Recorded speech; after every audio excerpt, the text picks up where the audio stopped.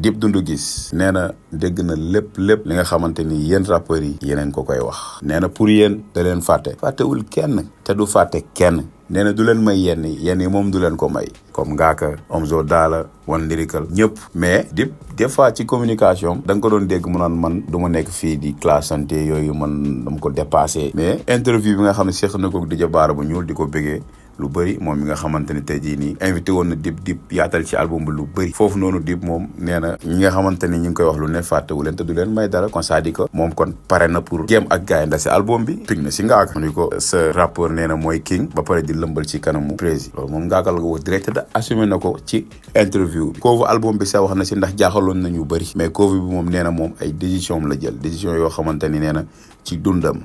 xam nga ba ci milieu bi ñu nekk muy musique bi nee na ay décision la ci jël te nee na di leen ci xam dara Bara nee na ko doo fi gëjati mu ni ko déedéet du ma fi gëjati ndax temps bi nga xam ne toog na ko jàng na si lu bëri te nee na ñaanul yàlla di fi gëj ndax nee na bu fi naree gëjaat rek mooy que bàyyi na musique waaw te nee na du fi gëjaat ndax Dip toog na lu yàgg déggatuñ ko